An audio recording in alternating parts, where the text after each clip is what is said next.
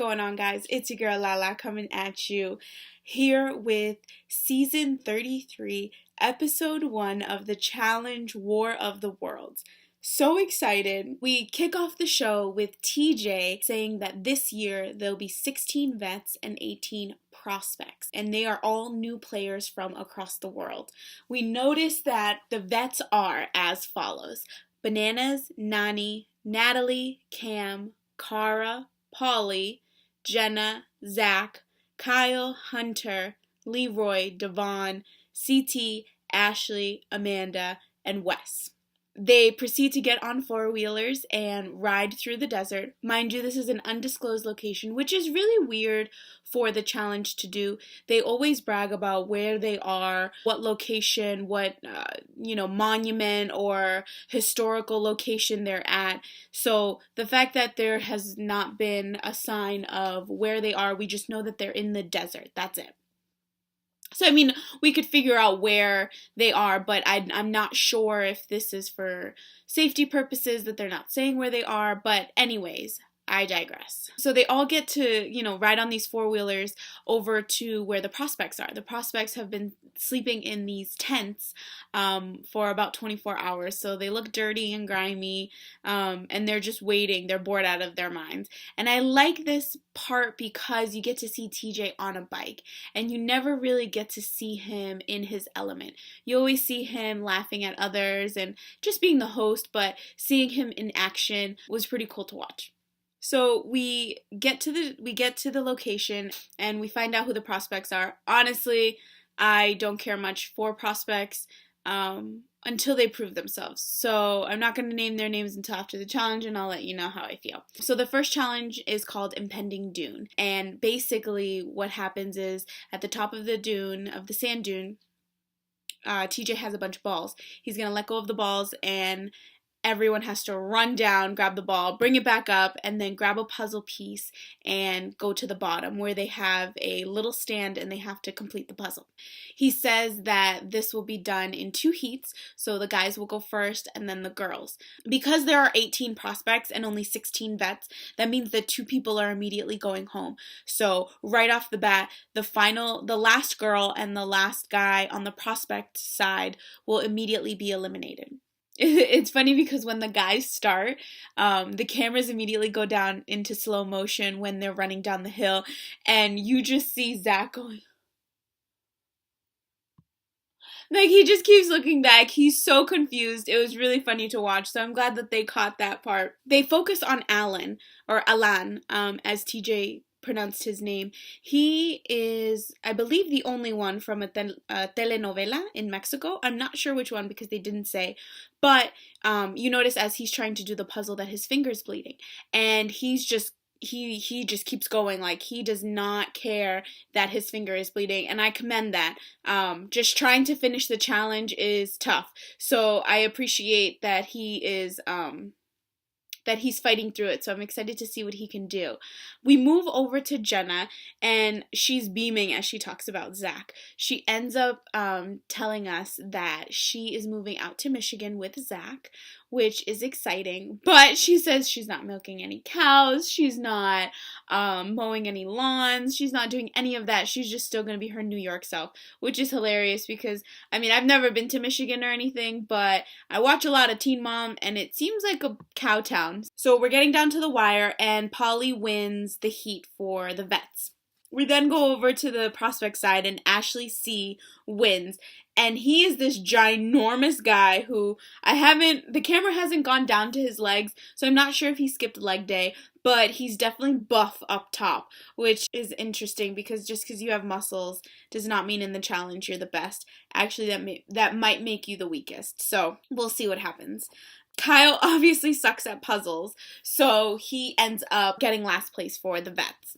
But that doesn't do anything because the vets don't get eliminated. So it just means that whatever place they land in, that just decides, what place they can pick their partners. Or so we think. On the prospect side, we find out that Josh is in eighth. He's in last place, so he ends up being eliminated. He was also just a recent winner of Big Brother. I don't watch that show, so I'm not too sure. But from the little snip, the little 5-minute or 5-second clip that I got of Josh, I don't really like him, so I wasn't too sad to see him go. But he was obviously upset. So it's the girls' turn now. And again, MTV hits you with the slow-mo, and it was hilarious because the ball starts coming down, and Ashley is trying so hard to grab it. She clearly misses, and Nany just steals it away. And she was closest to the top, so it was an easy way for her to get back up. I am rooting for Nany. I think she's a badass. I'm so glad she's back.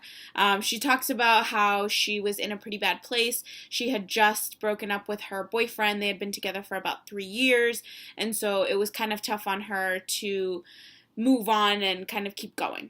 So I'm glad that she's here again. I really did miss her. Anyways, Devon ends up winning for the vets, and that's very surprising and good to see because I'm glad that Devon is stepping up. I know last season she was basically the underdog. Everybody kept throwing her into the challenge, and she just kept winning and winning and winning.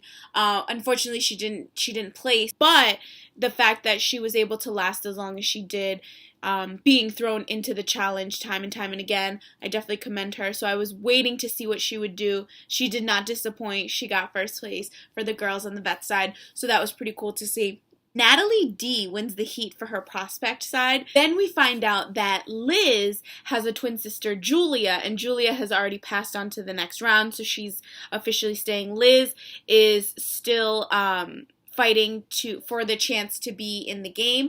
She's going up against Zahida, and it's very close. So it's awesome to see that they're twins. I was rooting for them just because I thought that would be cool, like a double trouble type deal. But ultimately Liz ends up going home, and it's a pretty sad moment because we find out that Julia and Liz, not only are they identical twins, but they have never been without each other since they've been born. So to see, she's halfway across the world now and Liz has to go home, that is kind of sad, but we quickly move on. The challenge ends and they run off to their house. It's this beautiful house, and everyone is running to get the best room, to get the best bed. And CT and Turbo are all the way in the back, still walking as if they're taking a stroll in the park, as if they have no care in the world to find a bed. And usually in the challenge house, if you don't find a good bed, you kind of end up getting the shittiest bed there is, or you don't get a bed at all. As usual, CT ends up getting the best room and people give him shit for it. But, when you've done as many challenges as he has, there is no need to fight for a room because everyone else is going to save it for you. So, props to you, CT. Love ya, because you're from Boston. After everyone picks their rooms, Kyle is, again, trying to get his 5 seconds of fame, and he starts talking about Pauly and Cara, and makes a nickname for them called Para, which was hilarious because they did a face swap, and it was pretty creepy to see Cara's body and hair and Pauly's face, but it was really hilarious. He's just jealous. Kyle, I'm not sure what your end game is here. You tell us that you don't like Cara, you're not into her, it was just a thing, but then you are jealous when she's with Pauly. I don't understand what you're doing. Back at the challenge house, everyone is basically politicking because they all think that the vets are going to pick the prospects who is going to be each other's teammates. So the prospects are obviously kissing the vets' asses, and the vets are just telling them like it is, like, hey, this is what's going to happen, this is what we're going to do. Bananas is obviously scheming again. He's trying to find his next cuddle buddy. Angela's not here. Natalie she's not into you anymore. Nany's around, and I'm not sure where that's gonna go, but he wants something new and fresh. So Morgan, here you are. He's reeling you in so easy. I'm sorry, girl. I don't think you see it coming. But she's in it, she says that she wants to win, and she wants to win with Johnny. Johnny then says, if you're still around, and in my second pick, and I get to pick you, I will. So we see a lot of alliances starting to form, but the funny thing is that everyone is making assumptions, and TJ has not said the rules yet. So I like that people think they know what he's gonna do, and he never does what you think he's gonna do. Chase from The Bachelor is on the next scene, and I don't know if he thinks he's still on The Bachelor or whatever, but he's flirting with Nany, and Nany's flirting back. And they seem to give each other a little kiss. Well, you can't see it on camera, but then she ends up going over to Bananas, and they're talking, and she starts like messing around with him, and she's like sitting on him, and all this stuff, and Chase immediately gets jealous and pulls her aside and says, it wasn't even 5 minutes after we kissed that you were lap dancing on Johnny, and that's not cool, and blah blah blah. If you want to be with me, you got to be with me. And we're just like, whoa, buddy. You're not The Bachelor. You're not giving us a rose at the end of the night. She's known you for less than 24 hours. Get over yourself. It's all fair in love, war, and challenges. And I'm going to quickly go over this because they're going to keep bringing it up for a while, just like they did with the whole Bananas and Sarah thing. They're bringing up Ashley and Hunter and how Ashley took the $1 million and she ran. So they recap that again. Hunter's still butthurt. Ashley's still laughing about it. She still doesn't have any regrets. And Theo somehow gets involved and ends up calling Ashley Eminem's mom from 8 Mile. And she takes it as an insult and immediately just starts talking shit. And she literally, as I quote, she says, she goes, do you want to go head to head? I will pick you as my partner and I'll go home because, bitch, I'm rich. She's like, I'll go home just for the fun of it and I'll make you go home. So Theo immediately backs off because he's like, oh shit, I clearly am messing with the wrong person. And then we go over back to TJ, and they are again by the desert, and TJ explains what's about to happen. So we find out that the prospects are actually the ones that get to pick the teams. So in order of who won, they will pick the teams. Here's how it went. Natalie D picked Polly. Ashley C took Cam. Morgan picked Bananas. Bear picked Devon. Georgia, Hunter. Theo, Cara. Julia picked CT. Turbo picked Nany. And I think Turbo is Russian because when he started talking, he was saying, I have to protect Nany. She's like my sister. In my country, we protect our women. I need to make her proud. So props to him. I'm rooting for them. D picked Wes, which was great. JP picked Natalie. Maddie picked Kyle. Chase picked Ashley. Shaylee picked Leroy. And so Zahida picked Zach.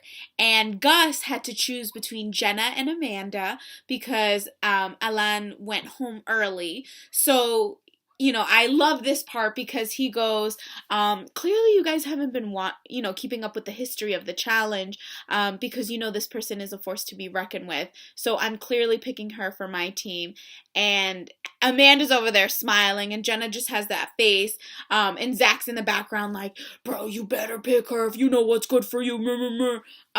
Obviously, Gus picks Jenna because he's smart. So, Amanda's left, and TJ's not going to send her home, unfortunately. So she gets stuck with Josh, who was the last place person in the prospects on the first challenge. So his crybaby ass comes back, and let's see what happens.